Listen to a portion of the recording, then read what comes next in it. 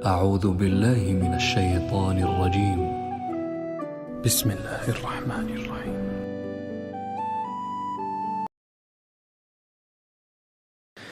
اسلام میں لونڈیوں کے بارے میں کیا احکامات ہیں؟ کیونکہ اکثر ایتھیسٹ لوگ اسلام کو اس وجہ سے تنقید کا نشانہ بناتے ہیں. اسلام میں لونڈی کا تصور یہ ہے کہ پہلے زمانے میں جب جنگ ہوتی تھی تو جب دشمن کے مرد قتل ہو جاتے تھے تو اسلام نے عورت کو قتل کرنے سے منع کیا. جو عورتیں گرفتار ہو کے آئی ہیں اب آپ کے پاس یا تو ایک آپشن ہے کہ ان سب کو کیا کر دیں، قتل کر دیں، یا ایک آپشن آپ کے پاس یہ ہے کہ ان کی شادیاں کرا کے باعزت طور پر ان کو کیا بنا دیں، مسلمانوں کی بولو بھائی بیویاں بنا دیں. یا ایک آپشن یہ کہ ان سب کو کیا کر دیں، ایسے ہی چھوڑ دیں، جاؤ بھائی آزاد ہو. تم نہیں یاری بات میرا خیال ہے. اگر ان کو قتل کریں تو یہ عورت پر کیا ہے، زیادتی ہے، ظلم ہے. اسلام نے جنگ میں عورت کو قتل کرنے سے منع کیا. اگر ان کو بیویاں بنائیں تو یہ فطری طور پر کوئی بھی اس کو کے لیے تیار بولو بھائی نہیں ہوگا. کیوں نہیں ہوگا؟ دشمن کی شکست خوردہ عورت کو کبھی بھی کوئی شخص بیوی بنانے کے لیے، بیوی پیرالل ہوتی ہے، آپ کے ہم پلہ ہوتی ہے. اسلام کوئی ایسا حکم نہیں دیتا جو نیچر کے خلاف ہو. آپ نے دشمن کو سے لڑائی کی، وہ آپ کے خون کے پیاسے تھے، ان کی عورتیں بھی مرد بھی، عورتیں بھی تو ان کے ساتھ لڑتی ہیں نا، یا اپنے شوہروں کو، اپنے جو مردوں کو اپریشیٹ کر رہی تھی. آپ نے زور اور طاقت سے اس دشمن کی پر قبضہ کیا. اب ان کی عورتوں کو اتنی عزت دے کہ اپنی بیوی بنا لیں، یہ عملی طور پر ممکن نہیں ہے. سمجھ میں نہیں آ رہی بات میرا خیال. اور تیسرے آپشن کیا ہے کہ ان کو ایسے ہی آزاد چھوڑ دیا جائے. آزاد چھوڑیں گے تو ان کی کفالت کون کرے گا؟ وہ زنا کو پیشہ بنائیں گی. سمجھ میں نہیں آ رہی.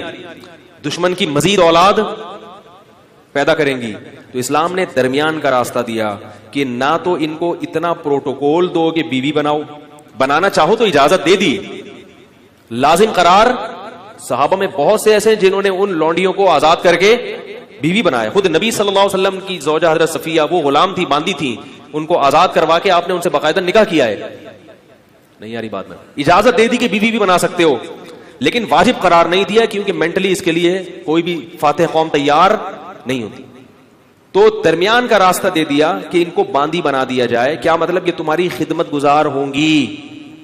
اب یہ عملی طور پر ممکن نہیں ہے کہ ایک لڑکی کو، ایک خاتون کو، عورت کو آپ کے حوالے کیا جائے، آپ کا خادم بنا دیا جائے، اور پھر یہ بھی کہہ دیا کہ سارا نان نفقہ کس کے ذمہ ہے. یعنی ریاست نے ان عورتوں کی ذمہ داری اپنے کندھوں پہ ڈالنے کے بجائے مجاہدین پر، ارے بولتے کیوں نہیں، تقسیم کر دی. ریاست اپنے ذمہ اگر ان کا نان نفقہ ڈالتی تو ریاست کو ان سے کوئی فائدہ نہیں تھا. اور ان عورتوں میں بھی تو سیکچوئل ڈیزائرز ہوتی ہیں. اب دیکھو کشمیر میں جب زلزلہ آیا بالا کوٹ میں، کئی ٹرسٹ بن گئے. میں اس وقت چیخ رہا تھا، حالانکہ میں بہت چھوٹا تھا اس وقت عمر میں چیخ رہا تھا کہ اس وقت مہم چلاؤ، یہ عورتیں جن کے مرد قتل ہو گئے یا بیچارے شہید ہو گئے ہیں زلزلے میں، ان کی شادی کا کوئی انتظام. سب سے بہتر عورت کی کفالت کا طریقہ کیا ہوتا ہے؟ کسی مرد کے حوالے کر دی جائے اور اس مرد پر اس کی ذمہ داری ڈال دی جائے اور اس مرد کے بھی مفاد اس سے وابستہ کر دیا جائے.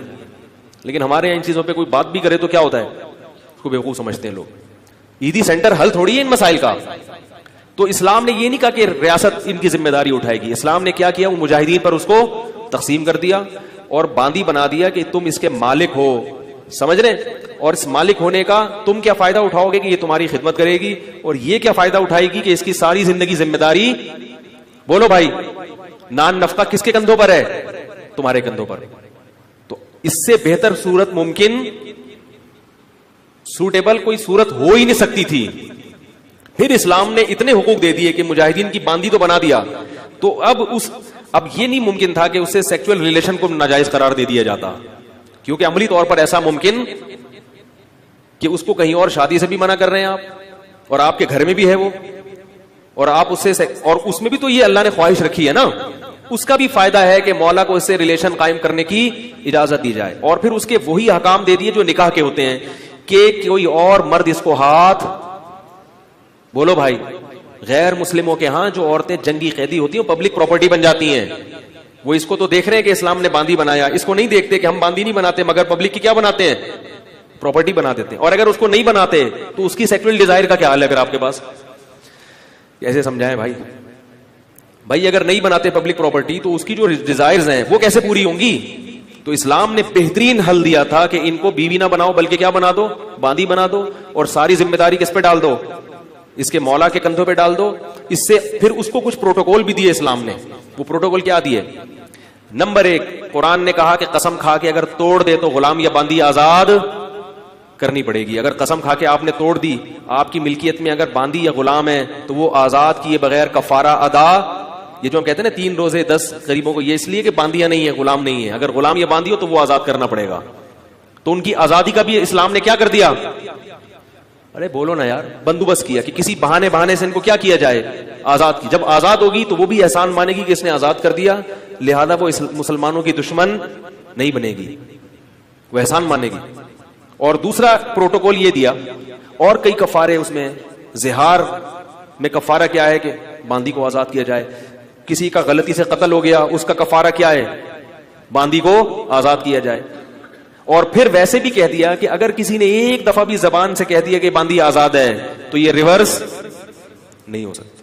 مذاق میں کہہ دیا, نبی نے فرمایا مذاق میں کسی نے کہہ دیا, غصے میں کہہ دیا, جان کر کہہ دیا, لا طلاق ولا عتاق فی اغلاق, فرمایا طلاق بھی ہو جائے گی اور غلام بھی آزاد ہو جائے گا. طلاق میں تو رکھا 3 طلاقیں ہیں, اور غلام آزاد کرنے میں 1 دفعہ. طلاق میں 1 طلاق کے بعد رجوع کا حق ہے, 2 کے بعد بھی ہے.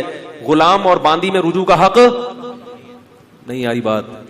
تبھی غیر مسلموں میں جنہوں نے اسلام کا وسیع مطالعہ کیا ہے وہ کہتے ہیں اسلام نے غلامی کو ختم کیا ہے, اسلام نے غلامی کو پروموٹ. اس زمانے میں سب غلام بنایا کرتے تھے, اسلام واحد مذہب ہے جس نے غلامی سے آہستہ آہستہ انسانیت کو آزاد کیا ہے. ایسے قوانین بنا دیے. اور پھر ایک پروٹوکول باندی کو یہ دیا کہ اگر مولا کی اس سے اولاد ہو گئی تو اب اس باندی کو فروخت نہیں کیا جا سکتا. مولا کے مرنے کے بعد یہ باندی, بولو بھائی, آزاد ہو جائے گی. نہیں یاری بات میرا. اگر اس سے اولاد ہو گئی آپ کے تو اب یہ باندی بالآخر آزاد ہو جائے گی. یہ پروٹوکول دے دیا اس کو. اور ایک عقد مکاتبت کی ترغیب دے دی قرآن نے کہ غلام یا باندی سے یہ عقد کیا جائے گا کہ اگر تم نے اتنے پیسے کما کے مجھے دے دیے تو تم کیا ہو, آزاد ہو. اور پھر حکم دیا مسلمانوں کو کہ جو غلام اپنے مولا کے ساتھ یہ ایگریمنٹ کر لے اس کے ساتھ کیا کرو, تعاون کرو. اس کو زکات کا پیسہ بھی دیا جائے گا, اس کے ساتھ تعاون کیا جائے گا تاکہ یہ مولا کو اتنے پیسے دے کے اپنی کیا کرے. نہیں یاری بات میرا خیال ہے, جان چھڑائے. صحیح ہے. یہ پروٹوکول غیر مسلموں کے ہاں نہیں ہے. تو بس سرسری دیکھتے ہیں اسلام میں باندیاں بھی ہیں, لونڈیاں بھی ہیں, غلام وہ بھی ہیں. تو ہیں جن تفصیلات کے ساتھ ہیں وہ تفصیلات, اس سے اس زمانے کے شکست خوردہ قوموں کو عزت ملی ہے. پھر مسلمانوں میں جو باندیاں بڑے بڑے عہدوں پر فائز, یعنی علم کے لحاظ سے بڑے بڑے مقام پر فائز ہوئی ہیں, کیونکہ جب آپ کو پتا ہوتا ہے میری ہے تو پھر اس کی وجہ سے آپ کی عزت ہے. آپ کو پتا ہے یہ غلام میرا ہے, جتنا پڑھا لکھا ہوگا عزت کس کی ہوگی, میری. اس لیے مسلمانوں نے اپنے غلاموں کو پڑھایا لکھایا, تعلیم دلائی تاکہ ہماری عزت ہو معاشرے میں. بڑے بڑے محدثین غلام گزرے ہیں, سمجھ رہے ہو. نافع عبداللہ بن عمر کے غلام تھے. بخاری اور مسلم کے بہت بڑے راویوں میں سے, اسلاف میں ان کا تذکرہ ملتا ہے. بخارا اور سمرقند سے قید ہو کر آئے تھے. بخارا جب روس میں لڑائی ہوئی تھی نا, صحابہ کرام کی فوجیں گئی تھی, یہاں سے گرفتار کر کے ان کو لایا گیا. عبداللہ بن عمر کے غلام بنے اور بخاری اور مسلم کے راویوں میں سے بہت بڑے محدث, بہت بڑے حدیث کے امام. کہاں سے لائے اور کیا بن گیا؟ یہ ہو گیا لونڈیوں والا. آج کل لونڈیاں نہیں ہیں کہیں بھی. کہیں آپ کسی ماسی واسی کو لونڈی سمجھنا شروع کر دیں. لونڈیوں کا سسٹم کیا ہو گیا. اچھا یہ بھی یاد رکھو, لونڈی سے سیکچوئل ریلیشن جب قائم کرنا جائز تھا کہ جب وہ اسلام قبول کر لے, یا وہ عیسائی یا یہودی ہو. اگر وہ عیسائی نہیں ہے, یہودی نہیں ہے, یا مسلمان نہیں ہوئی تو پھر اسے سیکچوئل ریلیشن کی اجازت, کیونکہ جیسے اہل کتاب سے ہی نکاح حلال ہے تو ایسے ہی باندیوں میں بھی ریلیشن صرف اہل کتاب یا مسلمان باندی سے تھا. جو مجوسی اور آگ کی پوجا کرنے والے, ان سے ریلیشن کی اجازت بولو بھائی نہیں تھی.